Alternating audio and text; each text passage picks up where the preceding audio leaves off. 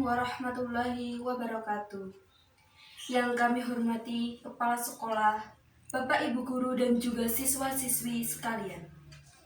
Marilah kita ucapkan rasa syukur atas kehadirat Allah Subhanahu wa Ta'ala yang telah memberikan kita kesempatan sehingga kita dapat berkumpul di ruangan ini.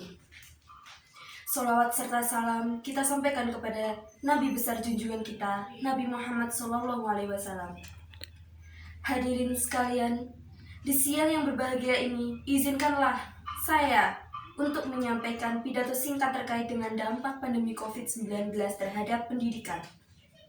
Kita telah mengetahui bahwa baru-baru ini di negara kita sedang terkena wabah virus COVID-19. Nah, jika kita membicarakan dampak dari COVID-19, tentunya sangat kompleks. Salah satu dampak yang sangat terlihat adalah adanya perubahan suhu tubuh, munculnya gejala sesak nafas, gangguan kesehatan, dan masih banyak lagi. Dari berbagai bahaya yang ditimbulkan ini, tentu harus benar-benar kita cegah penyebarannya. Hadirin sekalian, sebenarnya virus COVID-19 ini dapat kita cegah melalui berbagai program. Pemerintah sendiri beserta lembaga-lembaga sosial telah melakukan program-program untuk mencegah adanya virus COVID-19 di kalangan masyarakat. Antara lain program ini bertujuan untuk menjaga kesehatan kita dari pengaruh virus COVID-19. Virus COVID-19 ini sangat berdampak buruk bagi kesehatan, pekerjaan, pendidikan, dan lain sebagainya.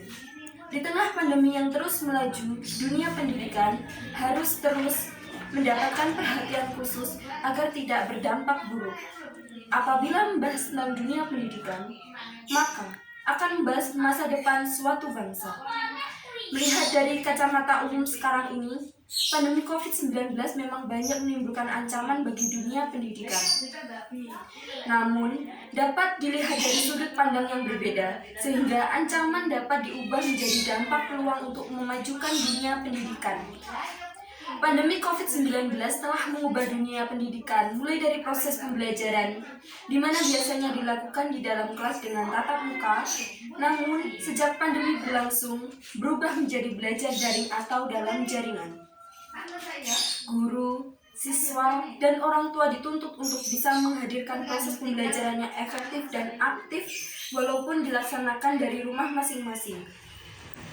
Pandemi COVID-19 yang begitu banyak berdampak negatif juga berdampak positif bagi dunia pendidikan di Indonesia.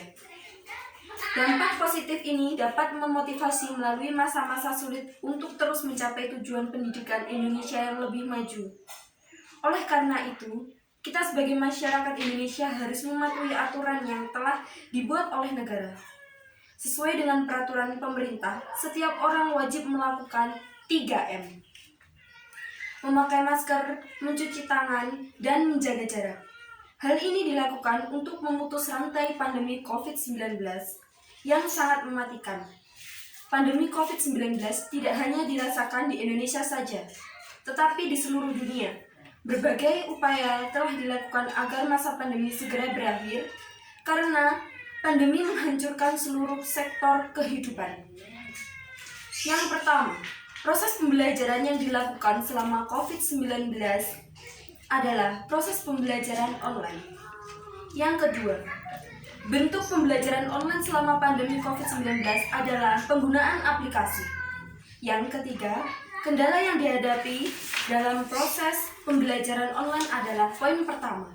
Aplikasi yang digunakan untuk aplikasi WhatsApp Group dan Google Classroom bisa dikatakan efektif karena informasi perkuliahan terdistribusi secara cepat.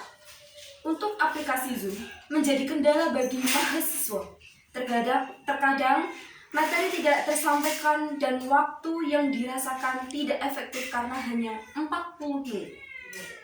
Dirasakan belum efektif untuk menyerap ilmu yang diberikan oleh dosennya. Poin kedua, jaringan internet yang tidak stabil, mahasiswa sebagian besar telah difasilitasi dengan kuota belajar.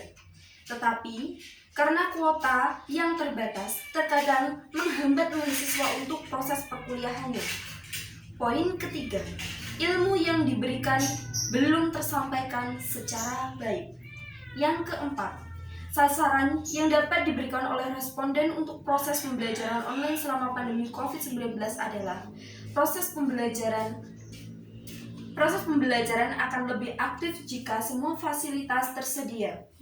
Dosen sudah menggunakan WiFi dan mendapatkan kuota belajar dari pemerintah.